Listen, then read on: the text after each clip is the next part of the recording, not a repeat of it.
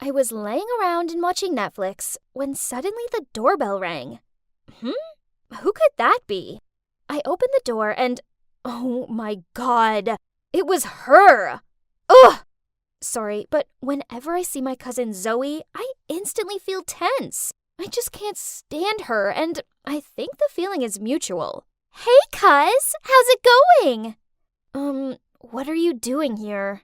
Is that how you greet your cousin?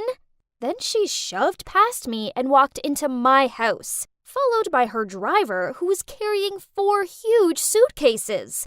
Huh? Was she gonna... Yup, she was planning to stay here. Why, though? Trust me, I don't like it either.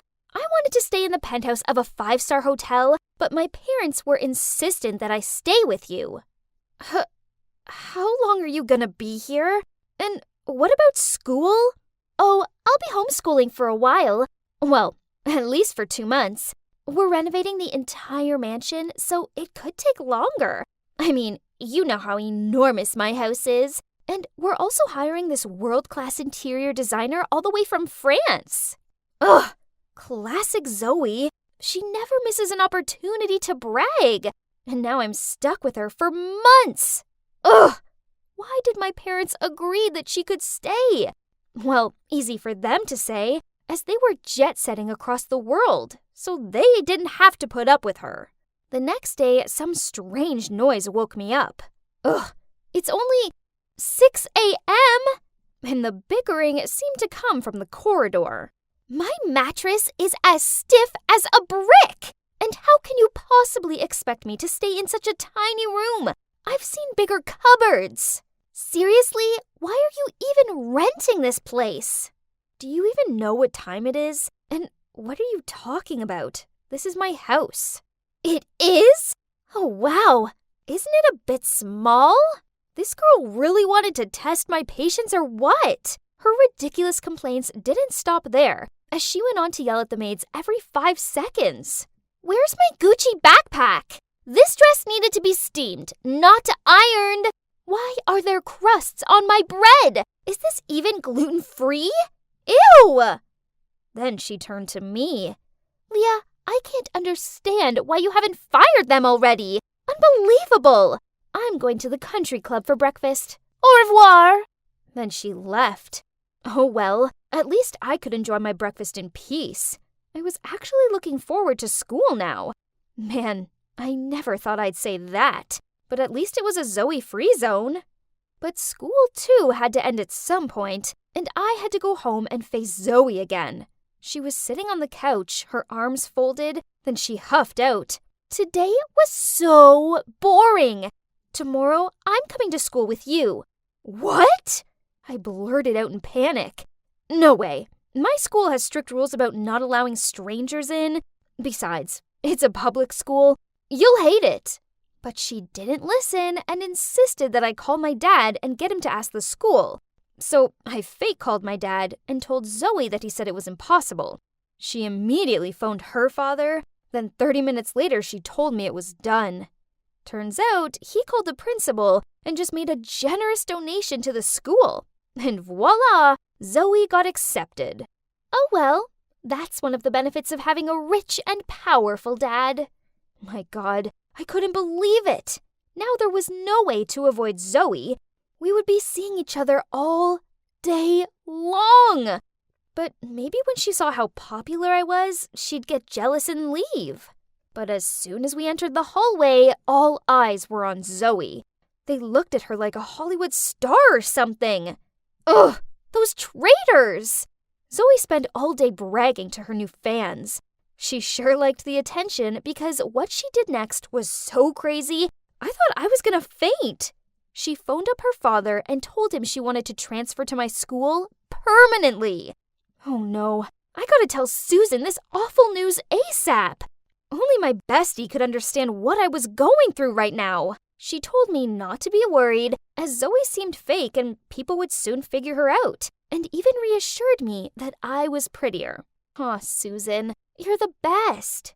Then I suddenly got a text from Zoe. Emergency! Take me to the salon after school. I just chipped a nail. What? So now I'm her chauffeur?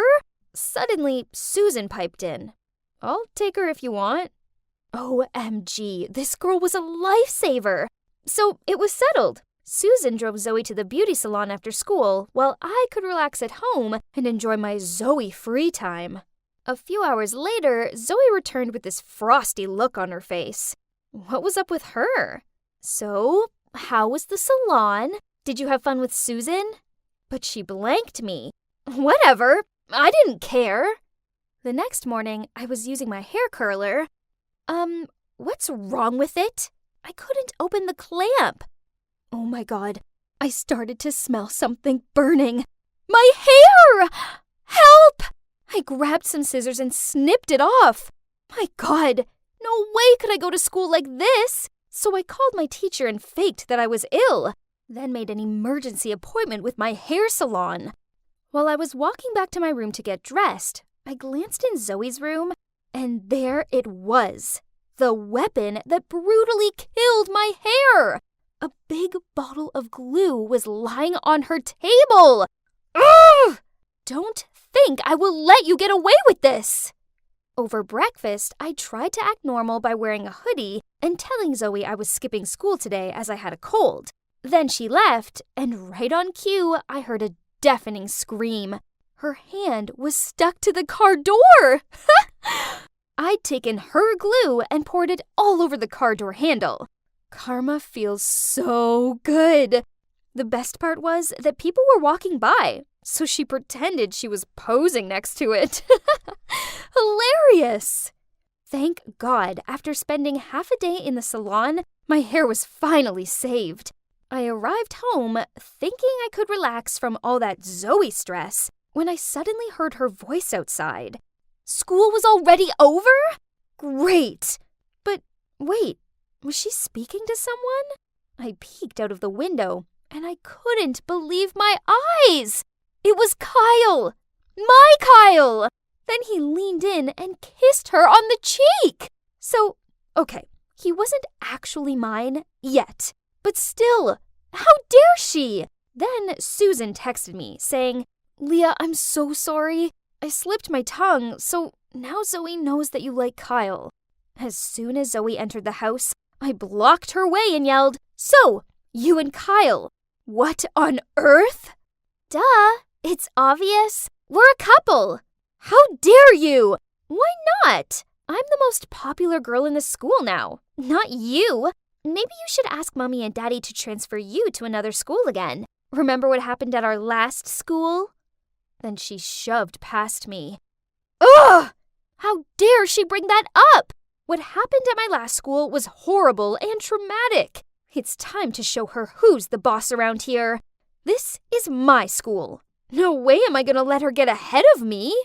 The next day at school, there was a huge announcement. The beauty pageant Miss Teen was being held in 2 weeks. Some kids shouted out, Zoe, you need to apply. The win is yours for sure. And Zoe was just standing there, pretending to be all shy and everything. Ugh, why would they think Zoe was suitable for Miss Teen? Someone needed to show them who's truly worthy. How about you and I compete? And let's see who actually deserves to be Miss Teen. Okay, why not? Then I walked toward her and whispered in her ear, And if you lose, you have to break up with Kyle. Deal? What? That's ridiculous! But, okay, whatever. I will win anyway. And when I do win, you have to do anything I say. Do we have a deal? Deal. There's no way I was letting her win. So I bought the most dazzling designer dresses, booked the best hairdressers and makeup artists, and prepared myself carefully for the question round. All the efforts paid off because I made it to the finale. Zoe made it too, as well as Susan. Yeah, I forgot to mention that she also wanted to try out, but no problem, as beating them would be a piece of cake. I headed backstage to get changed when I suddenly got a notification on my phone. I opened it and almost dropped my phone in shock. There, all over social media, was a photo from the worst moment of my life. It was taken at a party just after I'd been pushed into the pool. I was a drenched, frizzy-haired, smudged makeup mess. Oh no, this photo could ruin my competition chances and my life. But how? This was at my old high school. It must be Zoe. Only she knew about that. I stormed to her dressing room to see that she was yelling at a guy. Who told you to cut my dress? Who? That poor guy looked so frightened and stammered. Leah told me to. What? He's lying! Then I rushed over to the guy and confronted him. Scared, he blurted out that Susan had paid him to cut Zoe's dress and then blame it on me. What? Susan? My best friend? But why would she do that? Zoe and I sat down and tried to put the pieces together. When they were at the beauty salon, Susan had told her that I was bad-mouthing her behind her back. So, feeling mad, Zoe also told her how I'd been teased at my old school for being not rich enough. And then she showed that pic to her. Susan did borrow her phone after that, so that's when she must have got her hands on the photo. My God, I couldn't believe it! No wonder Zoe was kinda moody after she came home from the salon and played that glue prank on me. And Susan? How could she do this to me? I thought we were best friends. We went back to my dressing room. Oh no, my beautiful dress was ruined too. There was no way we could continue the contest. But then Zoe turned to me and said, "Give me 15 minutes. I'll get you another dress. You stay here and finish your makeup." But what about you? Don't worry about me. I'll be fine. Then, as promised, Zoe returned with this stunning dress. I quickly changed and went on stage. I saw Susan gawping at me in confused shock. Ha! In your face, cheater! But where was Zoe? Then the moderator joined Susan and me on stage and announced that Zoe couldn't compete anymore because of personal matters. That's when I realized she'd given up her spot in the final so she could go and get me a new dress. But why would she do that? My questions would have to wait as the final round began. Susan was up first. After her, I nervously walked to the center of the stage. The audience went quiet as the judge read the question. Everyone has experienced something that has changed their perspective of life. Can you tell us about your most memorable experience and what you learned about it? Oh God, that was a hard one. I only prepared about current events, statistics, politics, but not this. I started to panic, and that's when I saw Zoe smiling at me. I can do it, or else Zoe would have given up the competition for nothing. So I took a deep breath. My most memorable experience is being here and taking part in this competition. I've learned that it's not always about winning, especially if that means hurting others in the process, as that's just terrible. But I know that whatever the outcome, I'm lucky, as beyond the competitiveness is family love. And it is the most important thing in the world, because family will never let you down, no matter what. So, I'd just like to thank my cousin Zoe, as I wouldn't be standing here without her.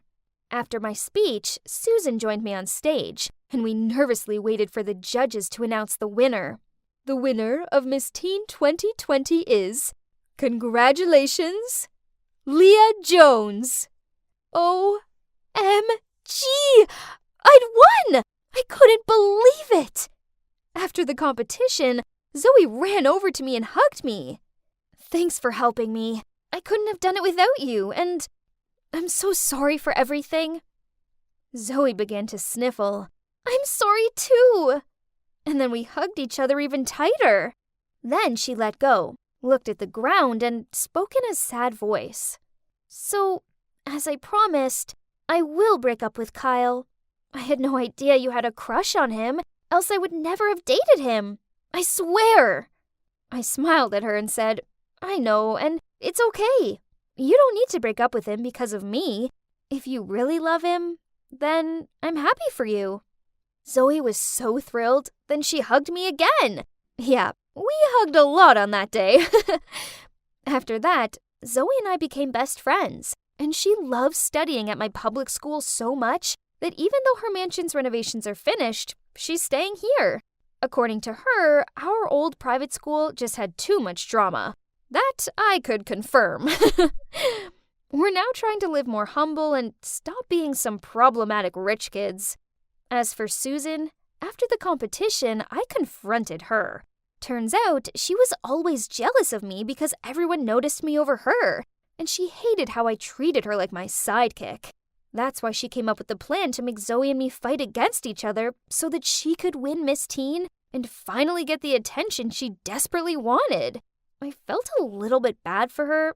I mean, I guess I had acted unfairly toward her, but she shouldn't have tried sabotaging me. So now we wouldn't have lost a friend. Being kinder to people is definitely the way forward, and it's working, as this cute guy called Ben has asked me out. Actually, we're going on a double date with Zoe and Kyle on Friday, and I can't wait.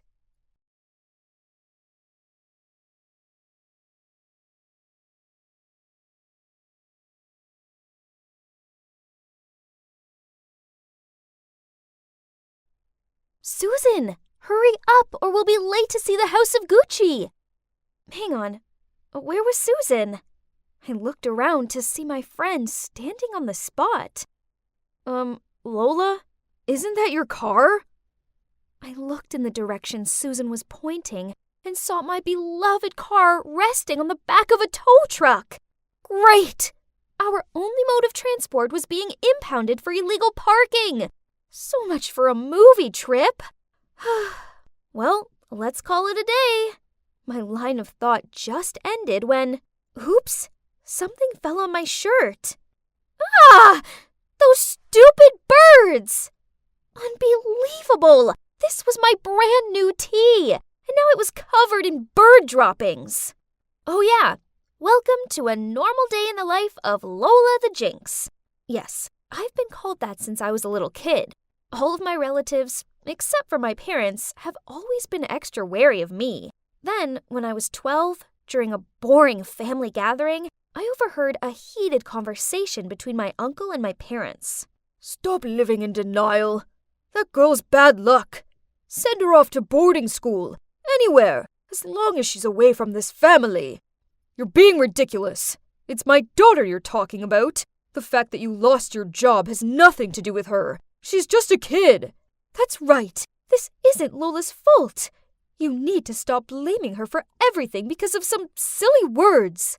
It turned out that the silly words in question were told by a prophetess on the day of my birth. So, my family owned a famous furniture manufacturing business in the area. But unfortunately, on the day I was born, there was a fire in the workshop and they lost everything. On that same day, a prophetess passed by my house and dropped a sentence that made everyone in the family panic. That newborn is a jinx who will bring misfortune to the entire family. So that's why relatives ignore me, don't invite me to parties, and whisper about me behind my back. I don't want to believe the prophecy, but with all the bad luck I've had so far, it's hard not to. Have you ever carried an umbrella around with you for 6 days straight, only for it to be sunny? Then the one day you forget to bring it, it pours down? Or have you ever been able to lick a delicious-looking ice cream when you tripped and splashed the whole ice cream on the poor person standing opposite you? Well, not only was I unlucky in my own right, but my ill fortune also affected the people around me. It's no wonder I'm a shy girl who struggles to make friends. Besides my parents, I only have one friend, Susan. Hey Lola, have you ever thought about breaking your bad luck? There's a very famous fortune teller in town. Breaking bad luck? Well, that sounds like a good idea. I've had enough of being Lola the Jinx. The next day, following Susan's instructions, I went to a small house on the outskirts of town. As I knocked on the door, I was nervous and excited. I hoped this would finally be the end to my run of bad luck. A woman in veil let me in. I couldn't wait any longer, so I blurted out, "Hi, I'm here since I heard you could help me get rid of my bad luck, right? Please help, whatever it takes." The fortune teller sat still for a moment, then a smile lit up through her veil. "You're Lola, daughter of the Gonzalez family, right?" I was stunned. Whoa, She was good at her job. I mean, I hadn't even introduced myself yet. Of course, I already knew that you'd come here, but it would be difficult for me to eliminate your misfortune. There's only one person in the world who can undo your jinx. They will bear all the bad luck for you, and even bring you good luck at the same time. Is that so? But who could that be in this whole wide world? I blurted out. The fortune teller smiled and said that if I wanted further clues, that would cost me a few more bucks. Oh well, I've already come this far, so it's worth spending the rest of my monthly allowance to know who my mystery savior was, right? Then she pulled out this drawstring bag and shook it. She told me to draw an item. Oh, it was a small tile with a single letter on it. A. Well, well, well. Interesting. A person whose name starts with an A. Fear not, Lola. The universe will signal you to find that very person. I then went home and couldn't stop searching my mind for people I know with A names. Let's see. The most potential person was Ariel, a classmate of mine who was super lucky in everything. That's right, no one else but her. She was born wealthy and fortunate. She didn't even study and she always got good grades. Actually, she just won the school raffle.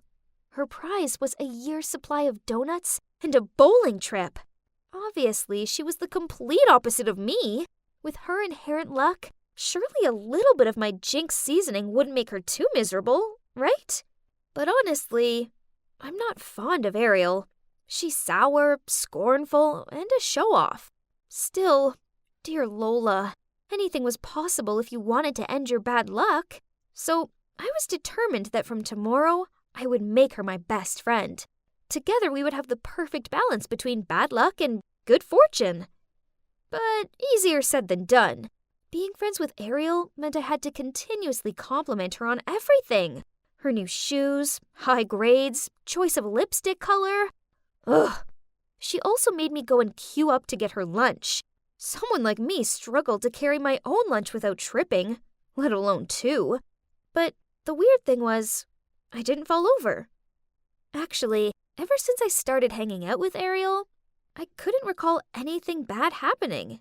With my newfound luck, I started opening up to some of my other classmates. And you won't believe it. An unlucky girl like me even won 2 tickets to the opening of a new water park. So I decided to share one with Ariel. To be fair, it was her luck that got me those tickets, right? But, uh-oh. Hang on. Was that Ariel tottering out of the changing rooms in her stiletto heels? What an idiot! And right after that, just as you might have guessed, she slipped over. But to my horror, she also frantically grabbed onto my arm to take me down with her. But wait, why didn't I feel any pain? Oh, was I dreaming? Did this handsome guy just save me? As for Princess Ariel, she broke a tiny fingernail, so she just stormed off sulking. Never mind, as I had a new companion, my super cute hero, Anthony.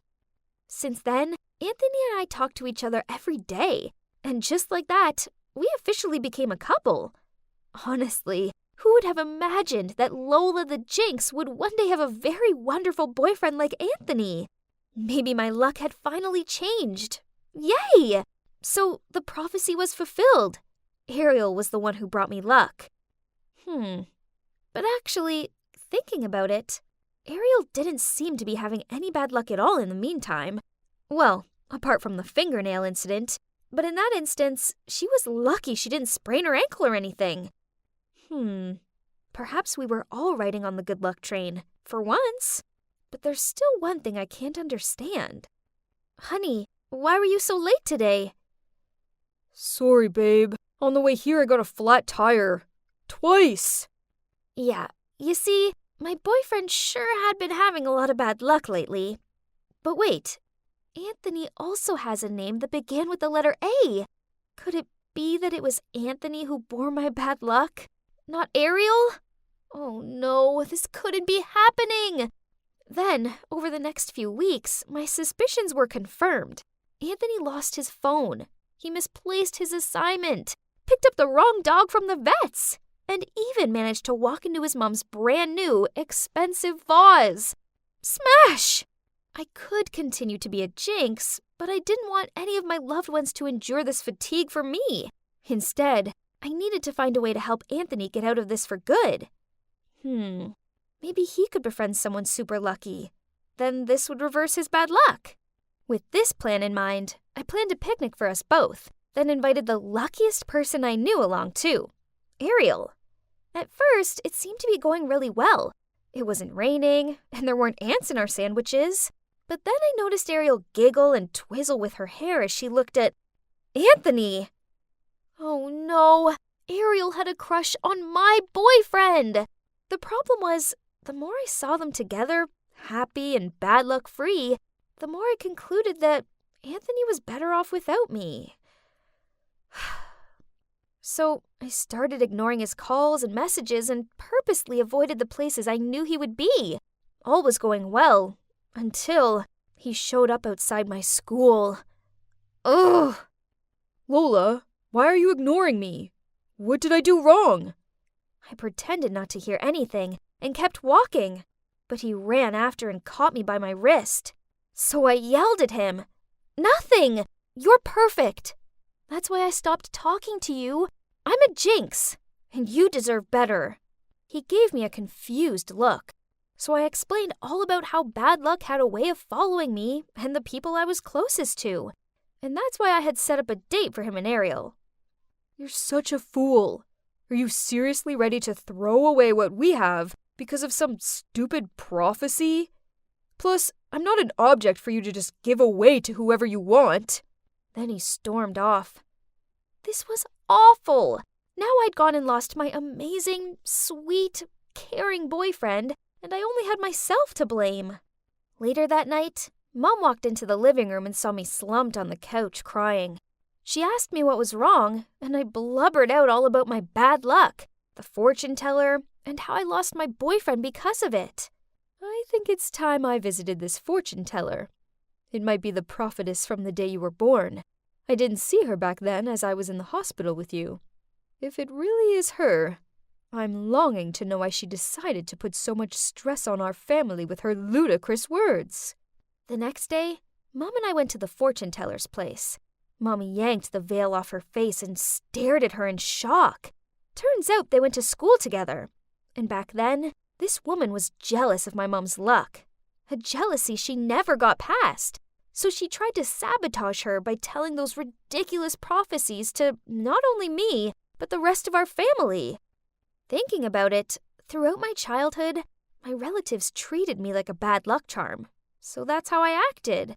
I alienated myself, acted insecure, and had no confidence. Maybe it was my negative energy that was making me unlucky, not some dumb prophecy. So what happened next? Well, Mom made sure the whole town found out about what a fraud the fortune teller is. She wrote a public apology to us and paid us compensation.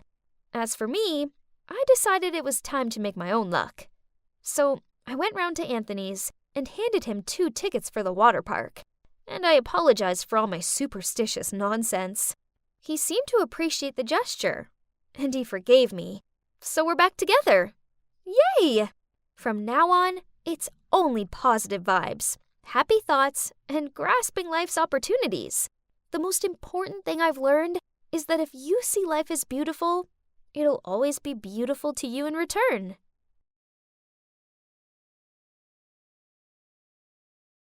Wow! Magnificent! So I'm going to live here from now on? Unbelievable!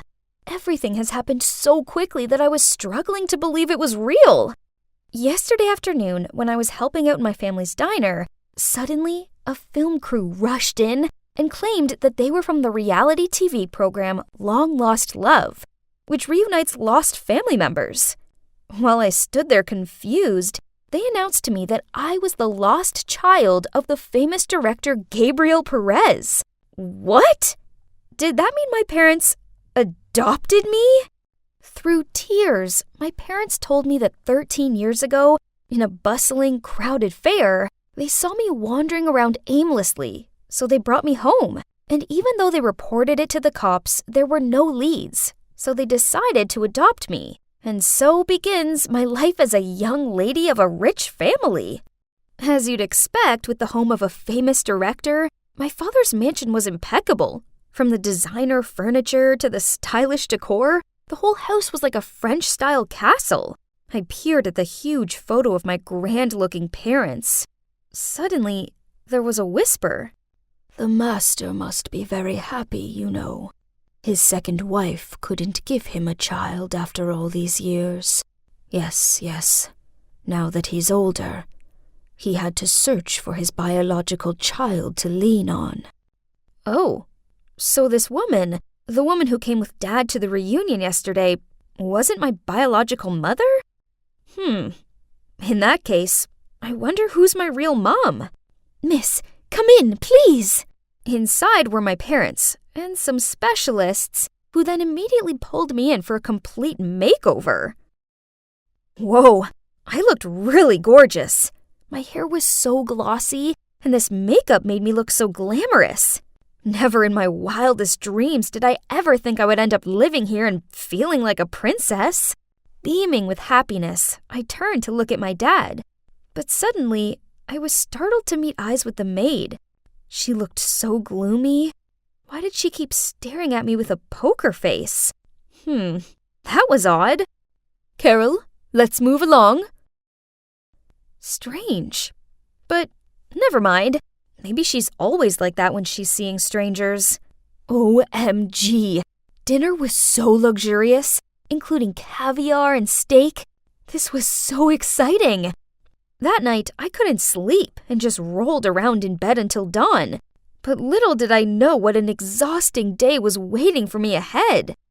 5 a.m. sharp, I was shaken awake. Huh? Was there a fire or something? A maid informed me that I had a very important press conference this morning, and it was imperative I looked the part. I groggily got out of bed and plonked myself in the chair. I had to wear this posh dress and have this old-fashioned bouncy hairstyle. Ugh, this made me look about 25. OMG! I swear this press conference was the most boring thing ever. For several hours, their conversations couldn't stray away from showing off their wealth, comparing their popularity, and all the showbiz stuff. I yawned dozens of times, but had to hide it behind my hand. I could feel my stepmother scrutinizing me. Ugh! I wanted to go home. You see, the type of person I hate the most are those kinds of showy, scornful ladies. But unfortunately, they're the only ones I've been interacting with. I missed hanging out with the kids my own age. But yeah, since I moved here, my parents insisted on homeschooling me, so I wouldn't be influenced by other inferior children. Ugh! Worse still, the only thing they teach me is about acting and movie stuff. How is that going to help me get into college? But that's not all. After studying, despite being tired, my stepmother forced me to spend a further 2 hours working out in the home gym. Every time I gasped for breath or snuck a snack, she would give me a novel-long lecture. The worst part is she banned anything sweet and made me stick to this strict diet full of celery and hummus. Gross! Then one time I slipped and fell off the exercise bike and twisted my ankle. My stepmother was so furious with me that she made me go to bed without my dinner. I couldn't take it anymore, so I hobbled into my father's room. "Dad, why do I have to do these things? I don't like it." Dad said nothing, but just quietly signaled for me to follow him. He led me to a locked room at the end of the hallway. When the door opened, I saw a portrait of a very beautiful woman hanging in the middle of the room. Hang on a minute. My new hair and clothes were identical to hers. Dad stared at the portrait with dreamy eyes. Then he said that this woman used to be a very famous actress. He told me how they fell in love. Then she gave birth to me. So that means this is my mother? "That's right. Your mother is very beautiful, isn't she? And I'll make you perfect, just like her." Then Dad waved me out of there, locked the door, and went away, leaving me standing alone shaking. There was something about his words that unsettled me. Curious about Mum, I went to an old maid to ask for more information. It turned out that in the past, my dad was my mum's manager, and thanks to her popularity, he made a lot of money. Mom was the muse for Dad's movies and also the love of his life. But unfortunately, because of a serious illness, she passed away.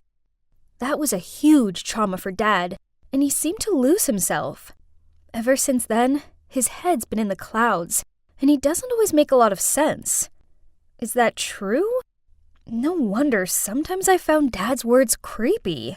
It's time for your yoga lesson. And why exactly are you talking to her?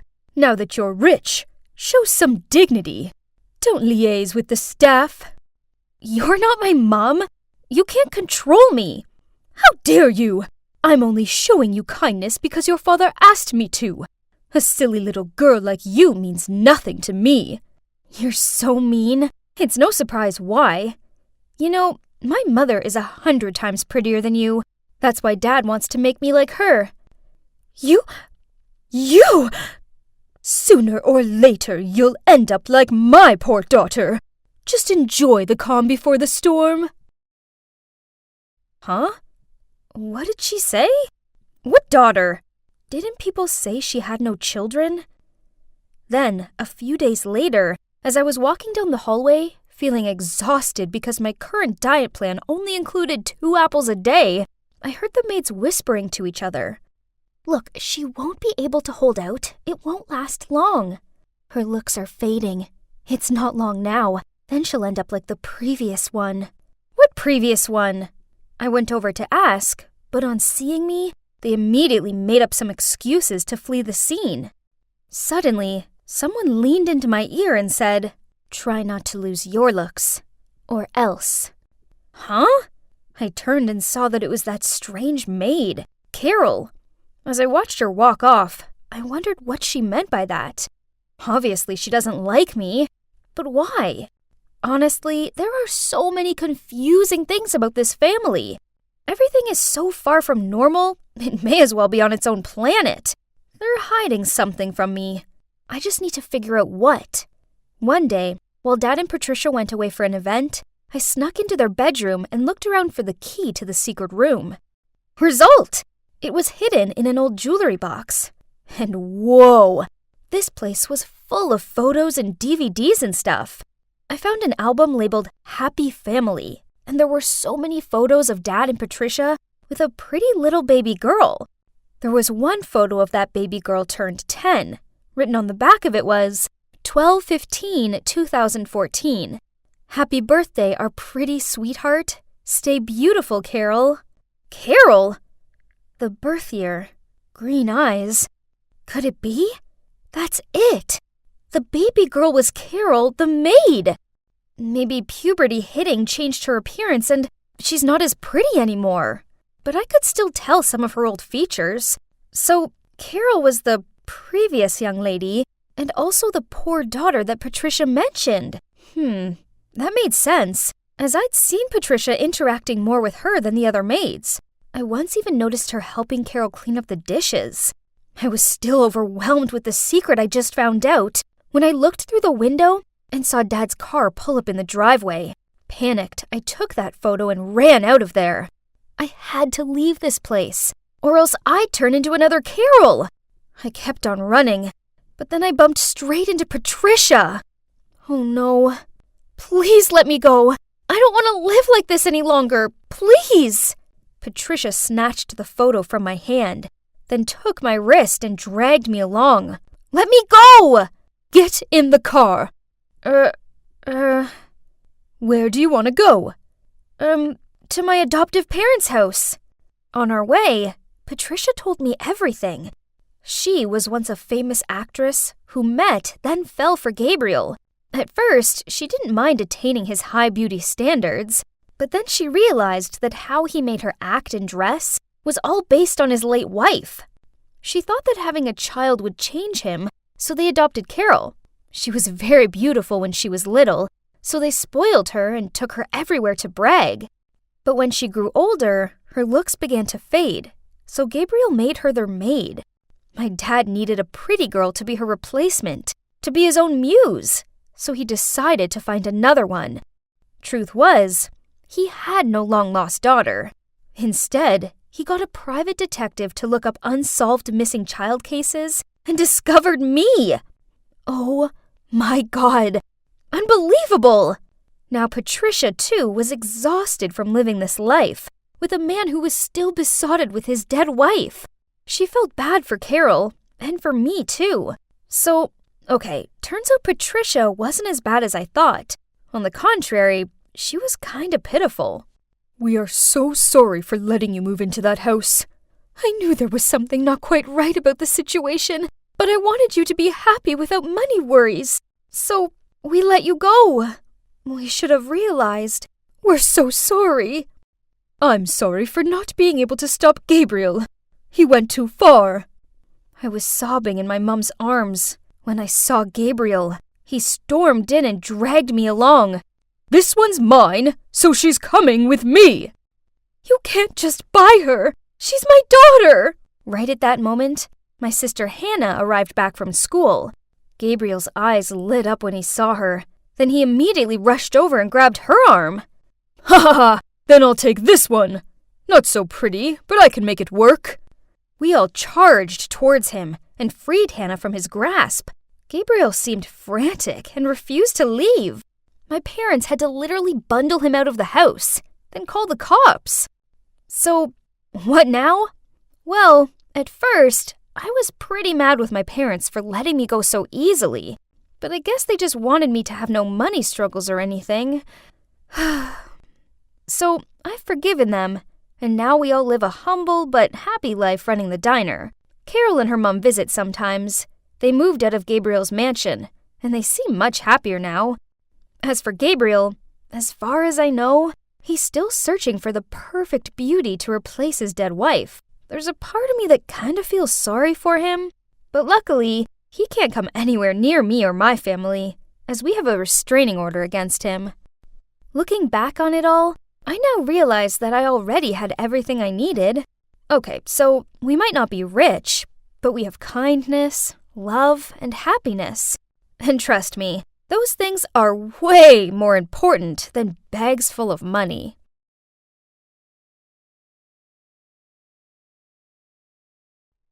Why wasn't it working? I followed all the steps, but still, nothing. At that moment, my best friend Harry walked towards me and asked with a confused look, "Hey, what you doing?"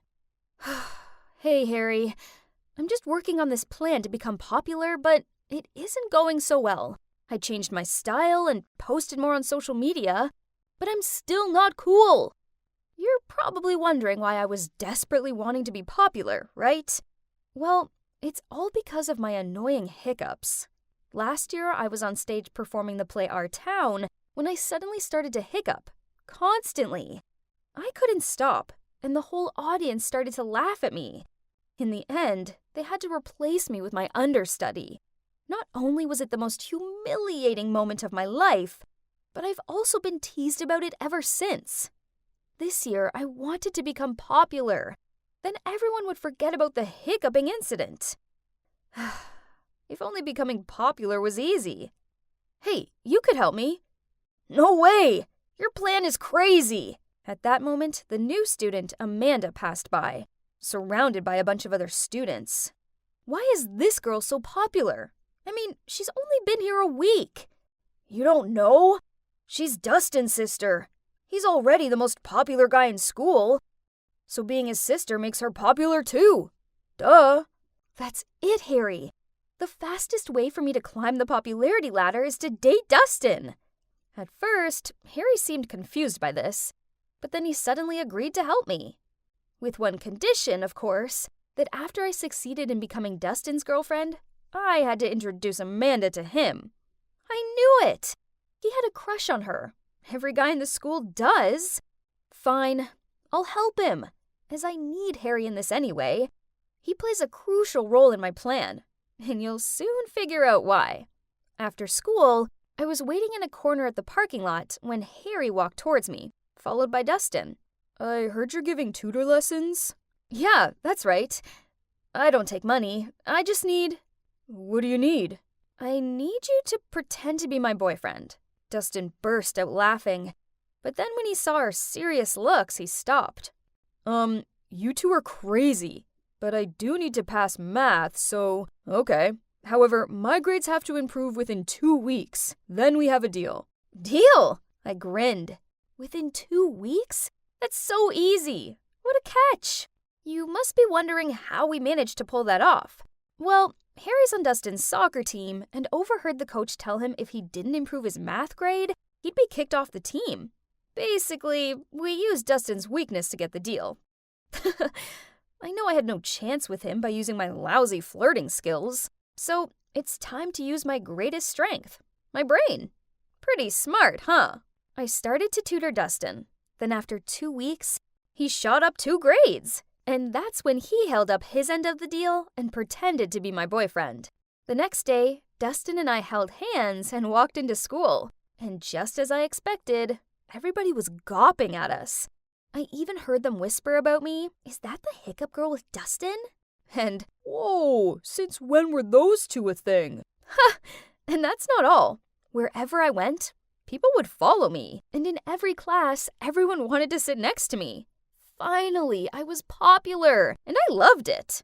I just finished tutoring Dustin at his house and was about to head home when his mom appeared and invited me to stay for dinner. Awkward, but I didn't want to be rude, so I said yes. Besides, this was a great opportunity to talk to Amanda.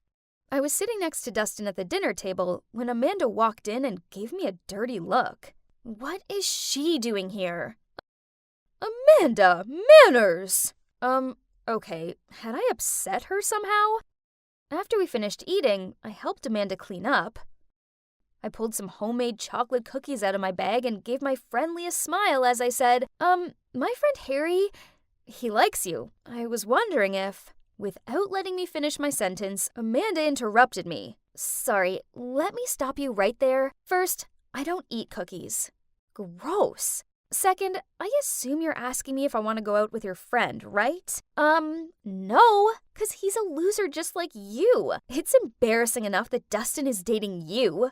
Then she walked off, leaving me standing there dumbfounded. Oh my God, couldn't believe what I just heard. How could a person be so rude? Ugh. The next day at school, I wanted to tell Harry to give up on Amanda, but as soon as I caught sight of him, he ran towards me, hugged me, and said, "Emily, you're a matchmaking genius! Thank you!" Huh?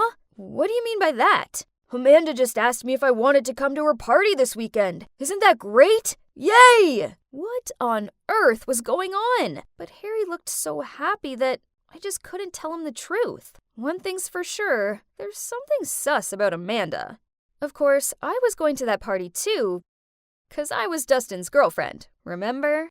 Wow, we were actually at a cool kids party. Our first time ever. This was awesome. Harry even got a bit emotional. What a baby. Dustin and I teamed up to play beer pong, and it was so much fun, and unexpectedly, we won! We were so excited, and both of us cheered with joy and hugged each other without thinking. Oops, didn't see that coming. But what happened next was even crazier. Everybody started to cheer, "Kiss, kiss, kiss." Oh boy, they couldn't be serious, right? I just laughed it off and hoped everyone would stop. But no, they just kept cheering on. Suddenly, Dustin grabbed my face and kissed me right on the lips. I didn't push him away. Oh no, instead, I closed my eyes and got carried away. I even lifted up one leg. Oh, and FYI, that was my first kiss. After that, we both turned bright red and avoided eye contact. Ugh, my whole body felt hot like I was having a fever or something. Anyway, the party was everything I dreamed of and more. The next day, Harry and I arrived at school in a super good mood. But suddenly, we saw a bunch of students gathering around someone. We squished through the crowd and saw Amanda crying. Turns out, somebody from the party had stolen 2 of her mom's Fabergé eggs. Then, one of Amanda's friends suggested checking all backpacks and lockers of everyone who went to the party last night. But the chances are low. The culprit must have been able to hide all the evidence by now. Still, we should try everything we can, right? I couldn't bear seeing Amanda crying her eyes out like this. Then he gently patted her shoulder. Hey, that was smooth. Way to go, Harry. And so, we checked a few people's belongings, and still nothing was found. Then it was Harry's turn. He opened the locker and, oh my God, one of the Fabergé eggs was in there. But how? He would never do such a thing. I opened my locker and, what? There was the other one! What on earth was going on? Suddenly, Amanda started shouting at us. I knew it was you two! Hey everybody, Emily over here manipulated Dustin by using his weaknesses, his love of soccer and his dislike for math. Then she forced him to pretend to be her boyfriend just so she could be cool. Everybody started glaring at me like I was the villain, but I wasn't. There was a misunderstanding. I looked over to Dustin for help, but he just avoided my gaze, then walked off. I didn't know what to do, so I just stood there in shock until Harry dragged me off with him. Well, after that, I was more popular than ever. I was now known as the girl who took advantage of a guy to get popular and then stole from him. Worse, Amanda wouldn't listen to me. Harry and I were clearly framed. I wish I could go back to my normal life before I made that stupid deal with Dustin. Oh, but then that kiss wouldn't have happened. Oh boy, might I have fallen for Dustin? Then suddenly I got a text from Amanda. It was a clip from the recent party with the message, "You're nothing to Dustin." Why are you dating this loser? Wasn't she the girl who hiccuped during the play? I will use her until the end of this semester. Oh my, I couldn't believe he said that. I knew he didn't like me in the way I liked him, but did he have to be so mean? The clip automatically replayed again. Ugh, watching this one time was bad enough. But wait, there was a detail in the clip that caught my attention. I rewound it and, oh my God, there were the two missing Fabergé eggs. The clip was recorded at midnight, but Harry and I left the party way before then. I quickly rushed over to Dustin and Amanda's house and showed them the video. I don't remember you both leaving earlier. What if you're lying? Well, I noticed your front door has cameras. If you want, we could check them. Dustin turned to Amanda and confusingly asked, Did you put those eggs in Emily and Harry's lockers? Amanda said nothing, but her head down said it all. But why would you do that? Emily didn't do anything wrong. Because I don't like her being your girlfriend. I like you. What? Isn't she his sister?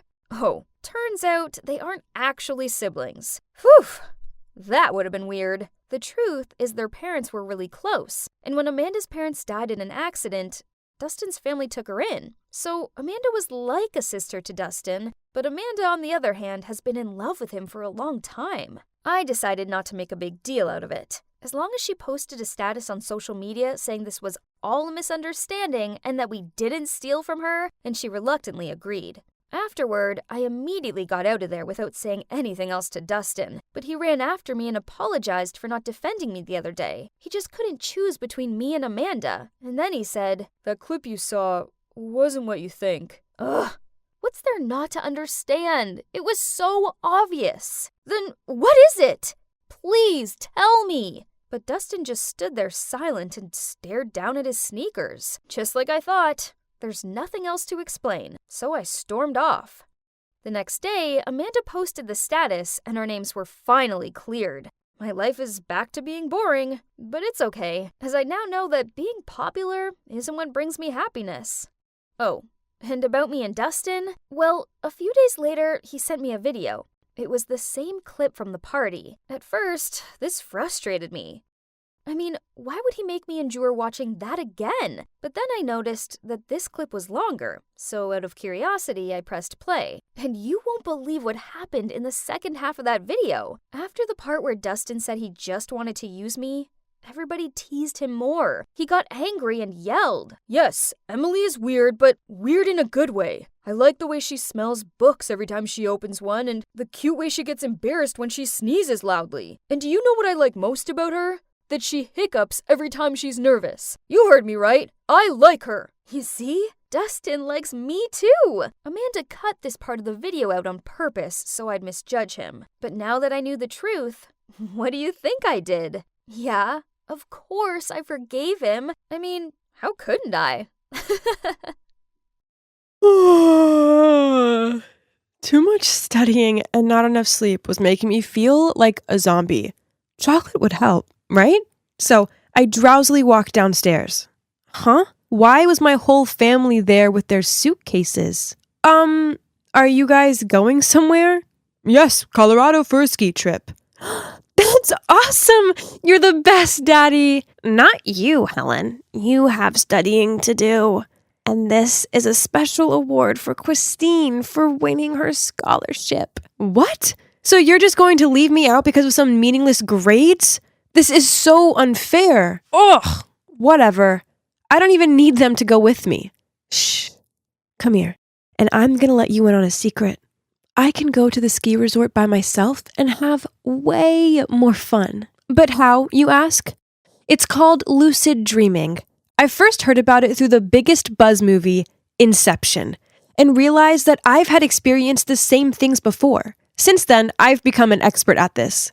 So before I go to bed, I just have to write a script saying where I want to go, with whom, what I want to do, and 3, 2, 1. I'm asleep and living my best life. In fact, I could say that those beautiful self-designed dreams are like meditation to me. Because, to be honest, my real life is tedious. No matter how hard I tried, I was no match for my younger half-sister, Christine.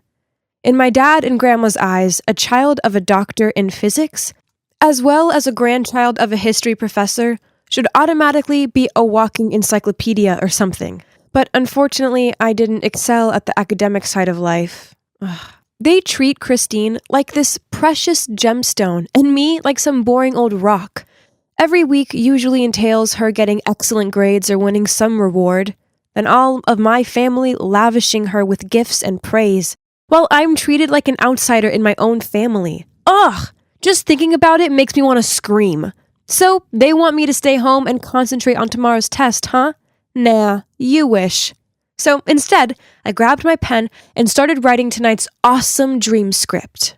Let's see. That's right. The obnoxious Roger dared to heartlessly throw the candy I gave him in the trash, even though he'd been flirting with me. What a jerk. I will definitely retaliate against him tonight. Lying in bed, I closed my eyes and repeated this sentence. I'm going to kick him out of my life. And you won't believe it. In the dream, he kept chasing me like crazy, but I totally blanked him. Helen, wake up! Time's running out! My best friend Gabby kicked my chair and I jolted awake. Oh no, there were only 5 minutes left. I frantically ticked on the paper and hurriedly submitted it to the monitor. Hey, did you not get any sleep or something? Well, I stayed up late writing the script for my dream. It was worth it as I got payback on Roger. What if you get a bad grade?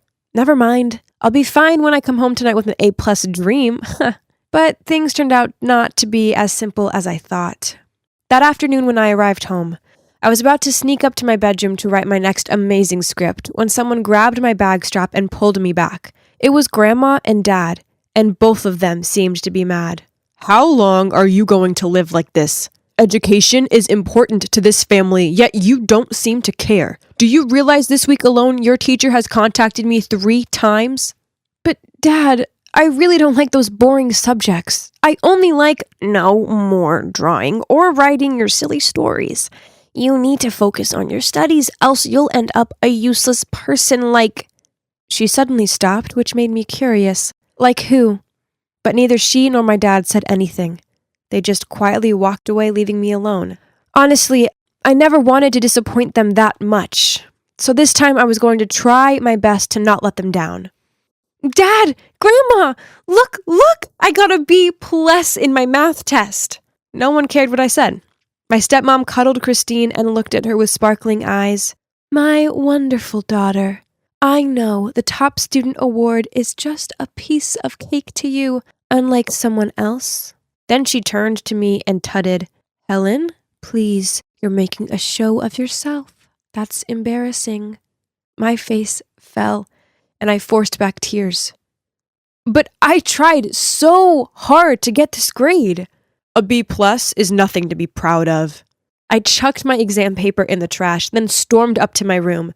It didn't matter what I did or how hard I tried. This household would always treat me like a loser. Dream on, Helen. Go back to your happy place. In front of me was the crimson sunset sky. I'd been scripting this moment for so long, lounging lazily on the beach without anyone complaining. But suddenly the sky darkened, and the inky clouds seemed intent on swallowing me. Huh?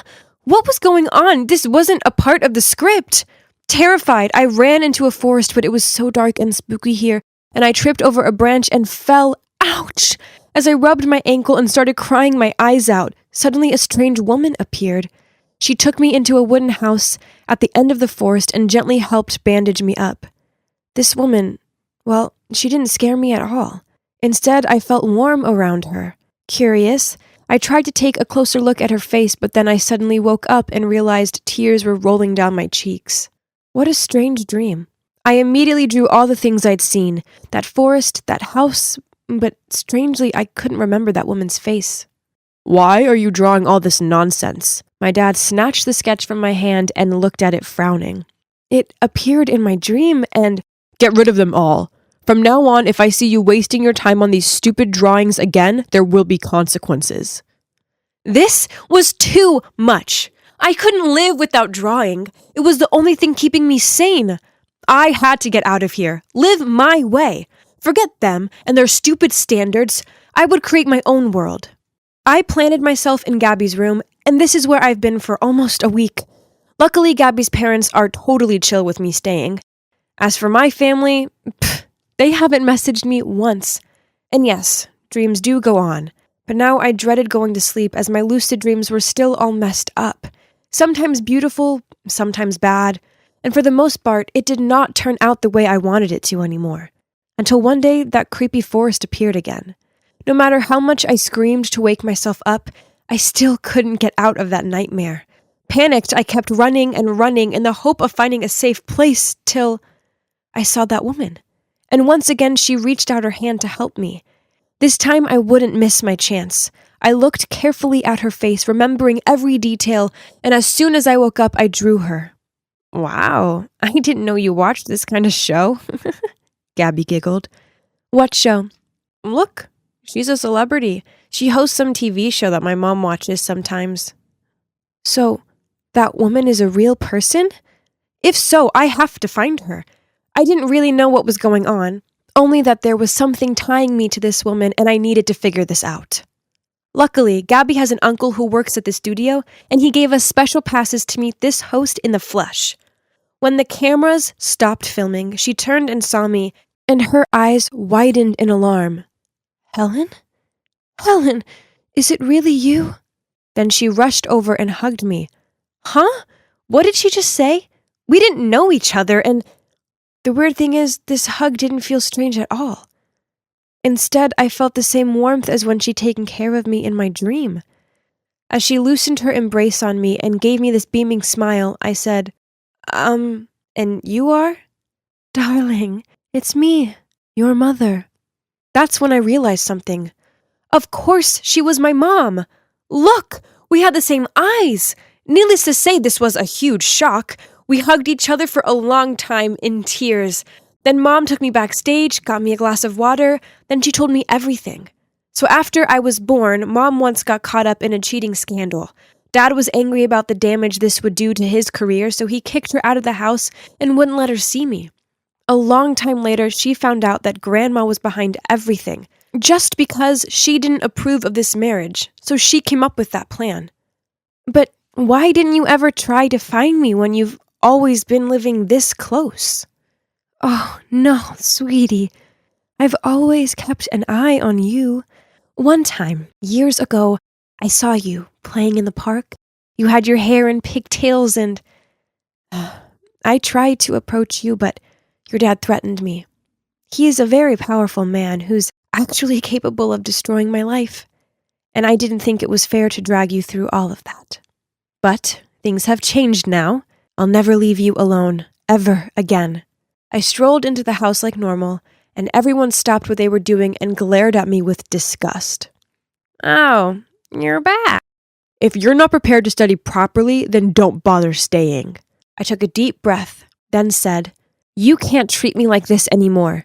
I try my best, and it's not fair that you punish me for just being me. So I'm leaving, and I'm never coming back. Psst, where will you go? That's when Mom walked in. Oh God, you should have seen the looks on their faces. Grandma actually looked like she'd swallowed a swarm of wasps. I stood by and let you manipulate and control me. Well, no more. I'm taking my daughter, and we're going to have the life we both deserve. Then, ignoring their angry words, she grabbed my arm and led me out of there. So that's the moment when I left home and moved in with my mom. Now I draw as much as I want. In fact, Mom's letting me create a mural on the living room wall. It's going to be epic when it's finished. Oh, and about the lucid dreams, I don't write scripts anymore. Instead, I realized that I'm better off focusing on my reality and making myself the best version of myself I can be. After all, as great as a dream world can be, it's nowhere near as good as experiencing life firsthand. Hi, I'm Kate, and I'm doing something totally thrilling. I'm running away. Just picturing my parents' worried faces makes me smile. Why, you ask?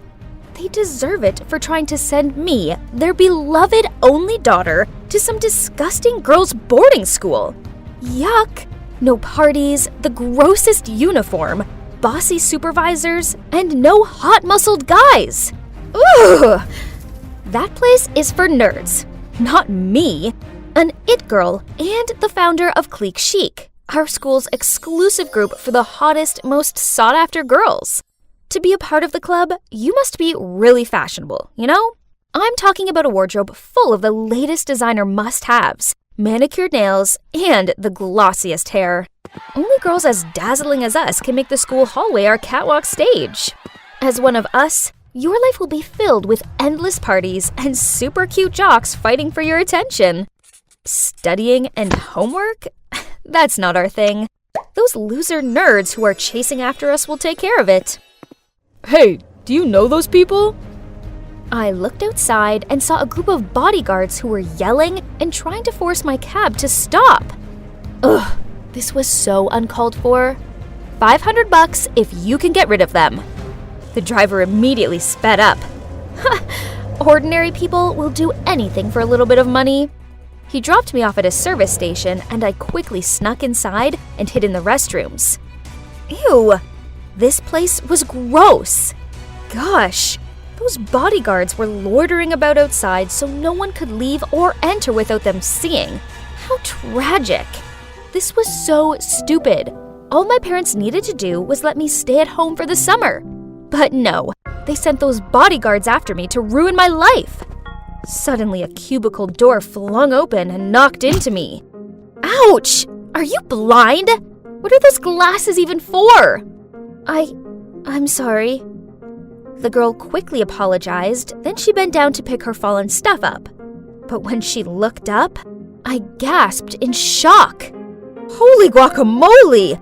What in the world? She looked exactly like me. I mean, at least her face did. Her style was disgusting and old-fashioned. Ew.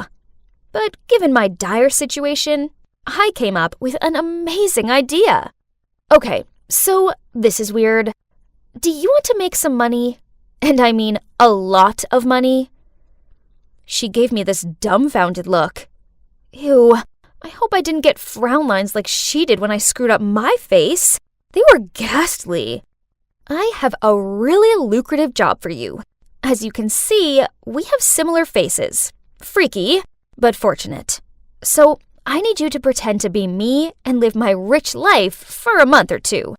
Here's my Twitter account. Just skim through it. You can learn everything about me there. It should be enough for you to play the part and avoid my family's suspicion. And here's your payment. I rifled through my bag and handed her the rest of the cash.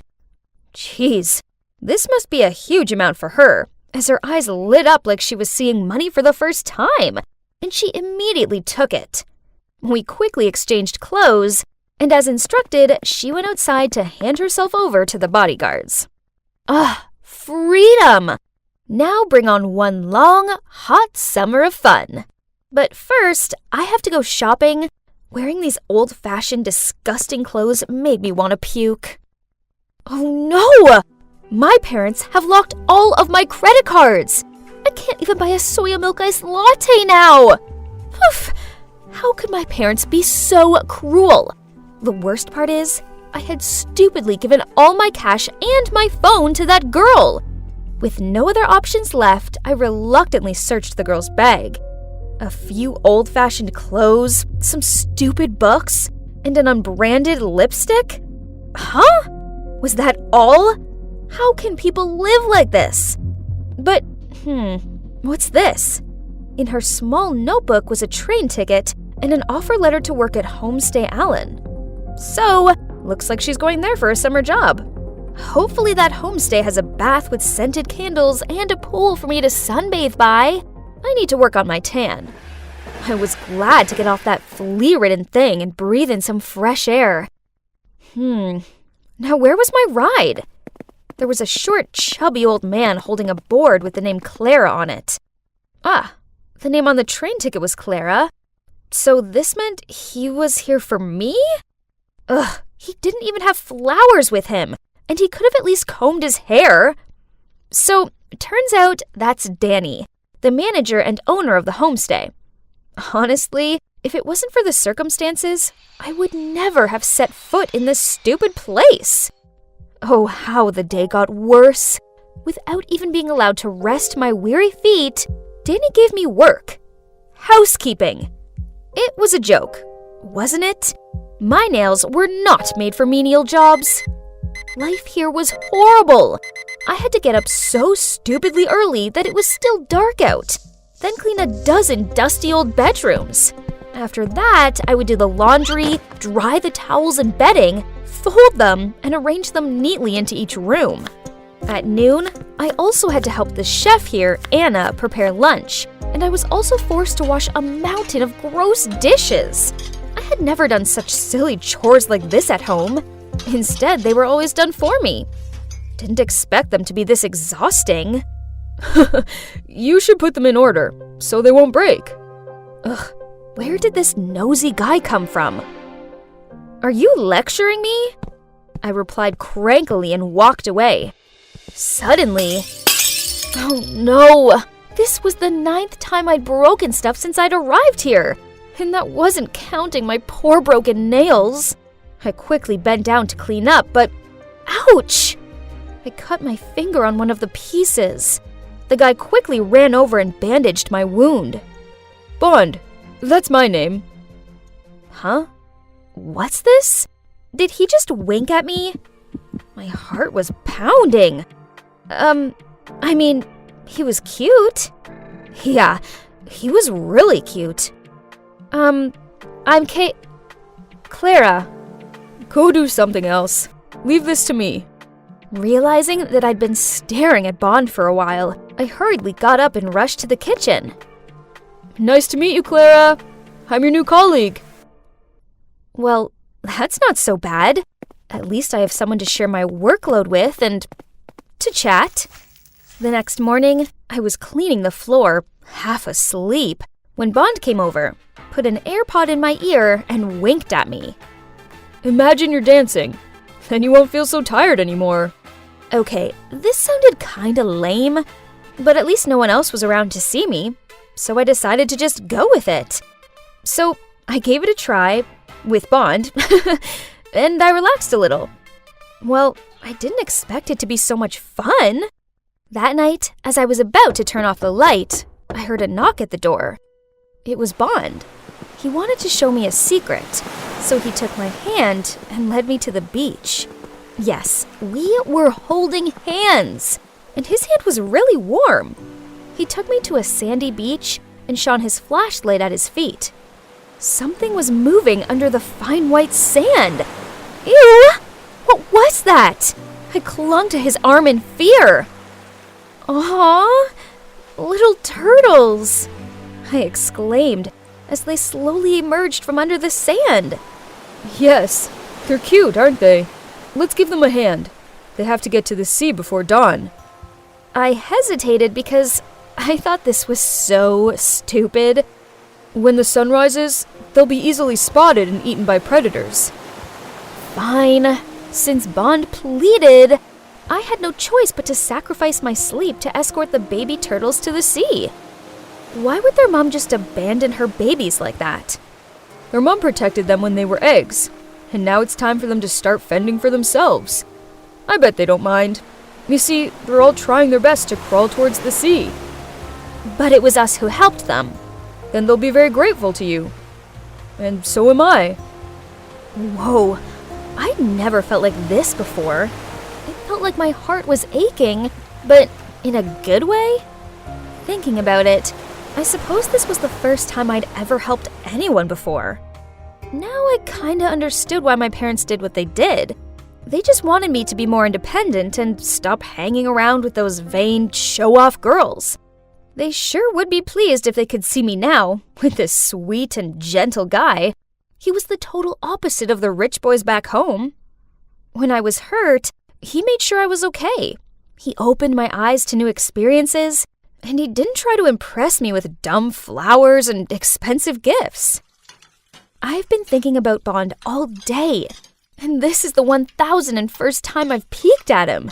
I think I'll have to confess my feelings before I go crazy. So, that evening, after finishing all my work, I knocked on Bond's door. Huh? Why was a teary-eyed Miss Anna standing there? Then she told me the shocking truth. Bond had left without saying goodbye. Panicked, I walked into the room, but there was nothing left of his. Nothing! No! This couldn't be happening! I hadn't even had a chance to confess yet. The next day, I felt so down. It sucked not having Bond here. But then in my zombie state, I accidentally picked up the newspaper at the front desk. OMG! On the front page was a picture of Bond! God, I couldn't believe it. He was the son of a famous billionaire, and they were looking for him. Turns out, I wasn't the only one who'd run away from home. But why did he leave so suddenly? He could have told me the truth. He could have said bye. Ugh! My untold feelings for him felt like an unreachable splinter in my side. I couldn't carry on like this. I needed to find Bond. With my meager salary, I got on the train back to the city, imagining seeing Bond again. This is without a doubt the most nervous I'd ever been in my entire life. It didn't matter how much I pleaded my case and explained that I was Bond's friend. The security guards refused to let me in. I was about to leave when suddenly I saw Bond from afar. He was with a girl. What in the world is this? I tried to strain my eyes to see. My God, isn't that me? No, it's the girl I hired to pretend to be me. What was she doing with Bond? And why did they look so close? Could it be? Hey there, I'm Evie from Georgia. So, I look like a regular teenage girl, right? Just you wait till you see what I can do. Kids these days are so rude and unruly. I blame the parents. There's just no discipline anymore. See, they don't even respect their principal. But no big deal. I know just how to handle them. There we go. Just a few words and the class immediately went silent. What is this, Mrs. Gardner? That trip was all we've been looking forward to for months. Thanks to everyone's disruptive behavior. Well, to be exact, thanks to the actions of you, 25 out of 300 students, no one has anything to look forward to this year. Okay, then go on, ma'am. Punish us. But why drag the whole year group into this? Other classes will definitely not leave us alone after this. Nobody likes being punished. That's why it works. Now, let's see what your peers make of this, shall we? The whole class was buzzing with, so unfair, abuse of power, wicked witch. Oh my, these kids, always full of energy. Go back to your seats and write an apology letter to Miss Helen. along with a promise to never misbehave again, or else. All of them reluctantly sat down. And there we have it. Oh my God. Who are you? It's just that these unruly students need to learn a lesson for getting Mrs. Helen so exhausted that she ended up in the hospital. And so you just decided to mimic me? Well then, please inform your mum. We will have a talk about this. Here, tomorrow morning. I glumly walked home as slowly as possible. As soon as I walked through the door, Mum was glaring at me. Yup, my mum is Miss Helen, the kindest homeroom teacher ever. However, the kids in her class made her life a misery, which led Mum to get high blood pressure and end up in the hospital. I just wanted to help her, but instead, I just managed to make things worse. Hi, Mum. I'm sorry, but I don't regret what I did. Mum started lecturing me about how it was bad enough that Dad had left and her students were rebellious without me acting like a crazy person. Crazy person? She means the times when I copy the people I want to be? But that's my hobby. I inherited that passion from my father, a famous special effect makeup artist. The feeling whenever I successfully transform into someone else is awesome. And it also helps me feel connected to my dad, even though I haven't seen him in a long time. It all started when I was 13, and Dad helped me dress up as my fave idol for the school festival. Dad taught me how to analyze the character and practice the disguise. Bold eyeliner, smoky eyes, contouring, plus the bodycon outfits. I looked like a real CL from 2NE1. My friends loved my new look. So over the next few years, I masqueraded into many different people, including Lady Gaga, Avril Lavigne, Miley Cyrus, and Sia. The feeling that my makeup talent was that admired and anticipated was just really addictive. Hey, is it Billie Eilish this time? Why not Taylor Swift? I love her so much. I've always done whatever I want and always been exactly who I am. Wow, you got that spot on. Are you a shapeshifter or something? Needless to say, once I imitated someone, I made sure I got their gestures and mannerisms just right. My talent didn't stop at awesome makeup. I was trying to collect things from my locker when a stampede of students raced past me and almost knocked me off my feet. Huh? Who was that strange and rather handsome guy they were chasing? Look at him swaggering. Does he think he's Donald Trump or something? That's Xander. He just transferred here. Keep your voice down, by the way. You don't want to annoy his fan base. Poof. I'm not afraid of those way too girly girls who go crazy for boys. Huh. No one scares you, do they, Evie? Now let's go have some granola. Leo may like boring granola, but no thanks. I'm having a hamburger and fried chicken. Billie Eilish is not the type to turn down delicious food for health freak nonsense. Oh, there's that obnoxious Xander again. But this time he's all over Kayla, the snooty hot girl from my class. A boy approached me asking to take a selfie with me, then suddenly I heard a scream. What do you think you're doing? I turned to see what was going on and saw Kayla going ballistic at some poor girl who'd accidentally tripped over and fallen into Xander's lap. What on earth do you think you're doing? Take a look at yourself before trying to attract my man. Ugly doofus. How snobby. Did she think her beauty was that splendid to help her keep her man? But not with that empty head, girl.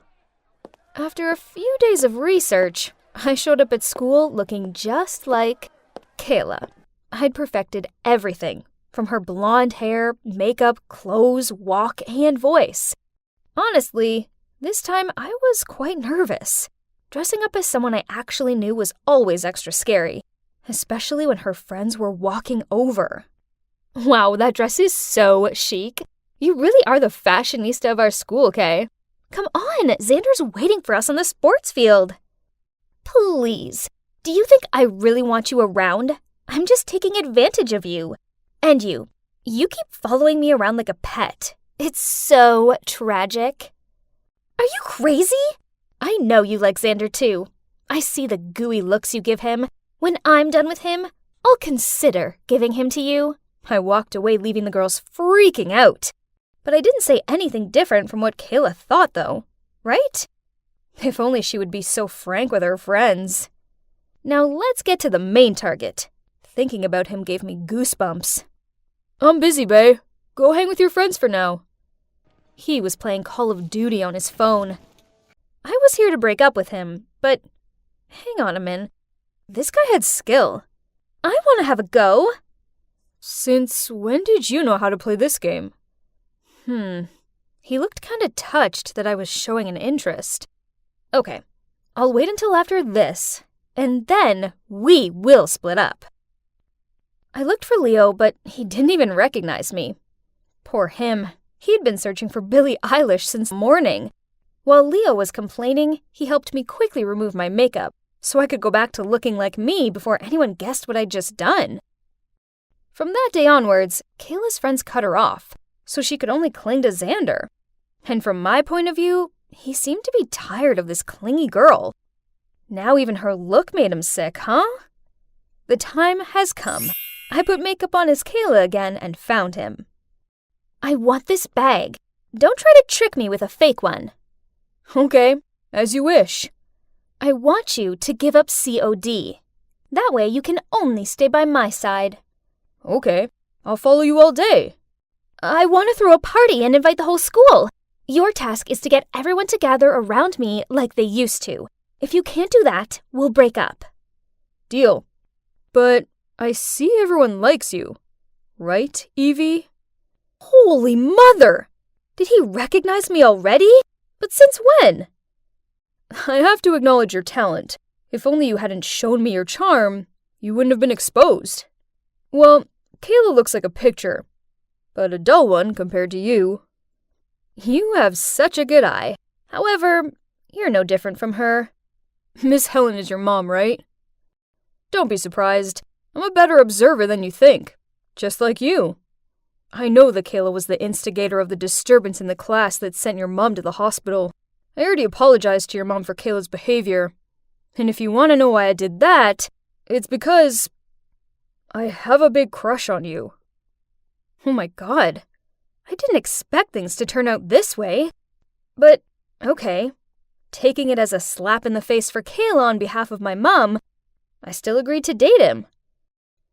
The next day, I showed up again at school as Ariana Grande, simply because I wanted to. But this time, I also played another role, Xander's girlfriend. As usual, every time I dressed up as a new character, all eyes were on me. But this time, it was more epic when I walked side by side with the hottest guy in school. When Leo saw that I was with Xander, he rolled his eyes at me, then walked off. Then Kayla walked around the corner, saw us together, and started shouting at me. "How dare you steal my man? You're just some pathetic wannabe." Xander took my arm and yelled at her. "Evie's creative, sweet, and really funny. I want to be with her. I like her." Kayla's face dropped. Then she pointed her finger in front of him. "How could you do this to me? I will get you back for this." Then she huffed off. Xander looked at me and asked if I was okay. Then he invited everyone to a party at his house that night to celebrate the fact that I was now his girlfriend. Was he serious? But whatever. It would be rude to say no, right? So that evening, I went to his party. To my surprise, Kayla was already there, so I flirted with Xander to annoy her further. Then suddenly, Xander leaned in close to my face, which made my whole body feel hot. What was happening? He was going to kiss me? But then he whispered in my ear, "You haven't told me how you feel about me yet." You were looking forward to this answer, weren't you? But before I could reply, Leo appeared out of nowhere, grabbed my hand, and dragged me out of there. Ugh! What on earth are you doing? I'm the one who should be asking you that question. What on earth were you going to say? That I have feelings for you too? This whole thing is a setup between Xander and Kayla to humiliate you. Lucky for you, I arrived just in time to overhear Kayla talking to her friends about this dirty plan. Are you done talking? Do you really think I'd fall into their trap that easily? I already know their dirty tricks, and I was about to tell everyone what jerks they are. But then you showed up and ruined my plan. I don't care how clever and perfect your plan is. How long are you going to continue this tiring game of dispute? They think just because they're both hot that they can treat everyone else like they're puppets. Well, I've had enough. Evie, you're better than this. I don't like this revenge-seeking version of you. Can you please just stop it and go back to normal? Leo walked away in a huff and left me out here alone in the street. I stormed home and took off my makeup. Why was Leo so mad at me? I did nothing wrong. The gentle Leo I knew never had gotten mad or even went against my will, and was always the most enthusiastic supporter every time I imitated someone. What had gotten into him? I called him continuously, but Leo turned off the phone. Ugh. I felt so alone, it was horrible. Then I heard a knock on my door. Mom peered her head around it. Seeing me upset, she came over and cuddled me. It felt good having her comfort me, so I ended up blurting out everything to her. It sounds like Leo was just worried about you. But as for Xander and Kayla, they're not worth your time or effort. Don't become someone you're not just to get revenge on people who don't deserve you. But suddenly, I heard rustling outside of my bedroom window. Then Leo poked his head through it. If you're not tired, then keep copying. You keep following me around like a pet. Go live your own real life. Mom and I both laughed along with him. Then I hugged Leo and told him I was sorry. It's true that pretending to be someone else is exhausting, and I must admit I was wrong to use Kayla's name to sabotage her relationships. Tomorrow, I'll find her and apologize, even though I don't want to, but I have to find a way to end this peacefully. Then, I can focus on just being me for a while, without any of the drama. I'd only just arrived at school, yet I could tell something was up. Dude, what's with all the fuss? Did Carl do something crazy again? Look at this. Jeez, gross. Sorry, wrong direction. This way. Here you go, Miss Stewart, the new principal of our school. In front of me was a stern-looking woman who exuded a terrifying aura. Ooh. Well, that was unexpected, as we all assumed that Mr. Smith would take the lead because he'd been serving as school vice principal for pretty much forever. Suddenly, everyone's phone vibrated. Why the stern face? She looks so angry at the world. Is she allergic to our skin? Every skirt is too short, lol. No dance party this year? Unbelievable. Is she a principal or a jailer? Warning you guys, she knows our secret smoking place. Jeez, look at all those faces pinned to their mobile phones. The gossip mongers. Over the next few days, rumors about our new principal seem to be everywhere. Info about her seemed more sought after than Imagine Dragons tickets. Also, from day one of the principal's arrival here, a series of bizarre stories began to circulate. One day I was walking into class and heard the most ridiculous story in the world. My school was haunted. Idiots. I quietly crept under the table, then suddenly poked my head up and shouted, "Boo!" which caused all my friends to jump in fear. Haha, losers. All that spook stuff is nonsense. You don't believe it, huh? Yet Stacy saw it. Oh no. Stacy? I didn't know they dragged my crush into all these silly gossip things. She's usually a smart girl. Not sure what had gotten into her. After that, Stacy lowered her voice and started talking passionately about her chance encounter with a silhouette that appeared in front of the principal's office. But worst of all, before she could get a closer look at it, it vanished. It was probably just the security guard. Nah, when I left, I still saw him dozing off in his room. He even checked the camera and saw Stacy just standing and saying hello, even though nobody was there. Creepy, right? Then the story went further, when someone claimed that the new principal was a witch and was bringing evil forces to the school. Oh my God, Stacy. I needed to pull her out of this mess of nonsense right now. But no matter what I said, she insisted. I saw it with my own eyes. What if she really is capable of dark magic? Oh, come on. We're not kids anymore, Stace. Evil forces, witches, demons, they aren't real. But it's you who might get in trouble when the principal starts investigating who's spreading the rumor. Josh, it's driving me crazy. I need to confirm what I saw. But I'm scared. Can you come with me, please? I hesitated for a moment, then nodded. Okay, back gate, 10 p.m. tonight. Let's just get it over with. Plus, it'd be a great chance to impress my crush, isn't it? That night, I arrived at our meeting point early and waited around. It was freezing, and not gonna lie, I got goosebumps. Okay, calm down, Josh.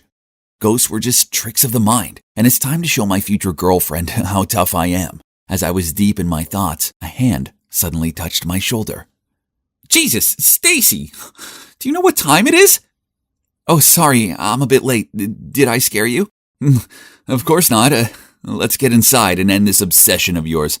But how are we supposed to get in? Stacy pointed at a big hole in the school's fence that was hidden by a bush. We then carefully sneaked through it and successfully avoided the security guard. Piece of cake. Inside, the whole school corridor was pitch black, and the streetlight shone from the glass windows. The scenario looked pretty much like a horror movie, but there was nothing to fear, right? I used the flashlight to guide Stacy to the principal's office, when suddenly a loud screech sound made my heart want to stop. Stacy clung to me in fear. Relax, I think it's just the sound of the speakers crackling. Are you scared, Stace? No, let's just go. But then, as soon as the noise stopped, another creepy sound started up. Footsteps. Had the security guard spotted the two of us already? I turned around and there was nothing but an empty space. Just like that, we continued walking, and they walked too. And when we stopped, they stopped. Then as soon as the footsteps began to rush towards us, I grabbed Stacy's hand and ran as fast as I could to the principal's office and slammed shut the door. Listen, Stacy, the footsteps were probably from the security guard. You see, clearly, we're the only ones here, so stop believing in these things, okay? I just finished talking when suddenly the door burst open, and I could see a motionless figure standing there. That's him! Holy mother, I was so scared that I closed my eyes and grabbed onto Stacy. Then when I opened my eyes, the shadow was moving towards us. Terrified, I rushed to the door to escape and, bang, both me and the ghost fell. Mike, are you okay? Mike? The three of us sat awkwardly on the sidewalk outside the school. I didn't need the chilly wind to make my heart feel frozen. As it turned out, Stacy already had a boyfriend, and that boyfriend was none other than Mike, my best friend. Ugh, so much for me wasting my time playing hero. And if you're wondering why Mike was here, the answer was to help Stacy put on this phantom play. That's right. Both the crackling and the footstep sounds were all made by him. Hang on, why did she make up this ghost story thing? Even prepared a whole play for me and the others to acknowledge it? Stacy explained that it was only because the new principal was too harsh, creating strict rules and making it difficult for the students. Huh? But I don't think any of these rules affect her much. I mean, Stacy had always been a model student anyway. So why did she have to take it to this extent? I asked, but Stacy just ignored me and asked me to keep it a secret. In the following days, people kept questioning me on my late-night expedition. At first, I just kept quiet because I didn't want to get involved in annoying gossip and to be reminded of how my best friend turned out to be my love rival. However, rumors about the haunted school spread quickly and reached the press. Fear swallowed the school. A few students even transferred to another one because they were so scared. Although I wasn't a fan of the new principal's strict rules, what Stacy did had gone too far. One day, I was about to find her to figure this out when I saw her walking alone down the exit stairs. Stacy, I know you're the principal's daughter and the admin of the spooky group chat that has been on the rise recently. What? Stacy's the principal's daughter? Unbelievable. And wasn't that person Mr. Smith, the vice principal? Perhaps we're after one same thing. Don't you want your mom to work elsewhere too? Right? But your method doesn't seem to be working so well. So what do you suggest? There is an easier way, that is, hand me your mother's seal. I will take care of this. That's too dangerous. How can I trust you? Now that we're on the same boat, you probably don't want your mother to know what you've done behind your back, do you? As soon as Mr. Smith left, I immediately ran to Stacy. No, you can't do that. You don't even know him personally. Be careful. But Stacy insisted on doing it on her own. She said that since her father passed away, she'd grown tired of her mother's rules. School was the only place she used to feel free. But now, that also been ruined for her. I can't live 24/7 under my mother's containment. Do you understand? Well, it's true that being a teacher's child must be stressful enough already. Not to mention being the child of a strict principal. That would surely be even more exhausting. But conspiring with Mr. Smith was a step too far, right? And what will be, will be. A few days later, a ton of messages regarding the principal faking test scores to improve the school's ranking broke out. And of course, she would be subject to disciplinary procedures and may have to quit her job forever for violating professional ethics. I looked over at Stacy. Her face darkened and suddenly she darted out of the classroom. I chased after her and looked everywhere for her, but she was nowhere to be found.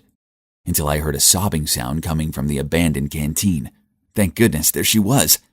Seeing me, Stacy burst into tears and poured her heart out.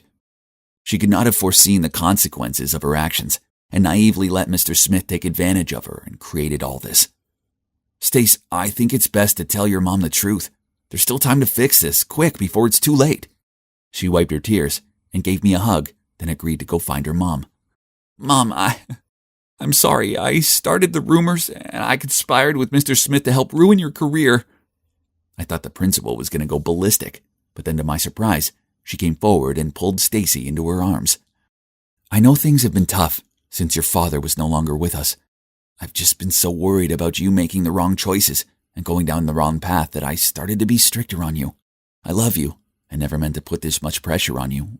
I'm sorry. Please forgive Stacy. She never meant to hurt you, and she feels terrible about it. Everything's fine. Thank you very much, Josh, for telling me about this. Huh? You already know everything? Yeah.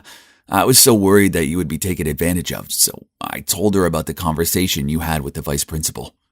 As for the rumor that the principal had to quit her job, it was me who spread it.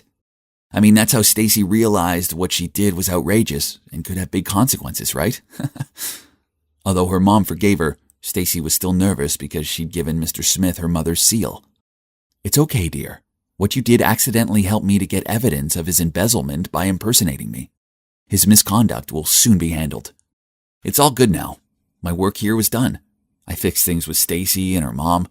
But most importantly of all, I proved that the school's not haunted. So what's next? Well, Stacy must have been so moved by my heroic actions and started developing feelings for me. As she broke up with Mike, not long after that, then asked me out. But he's my best friend, and there's no way I'm making him sad over a girl, so I turned her down. Besides, her mischievous side is kind of terrifying. Girls are dangerous.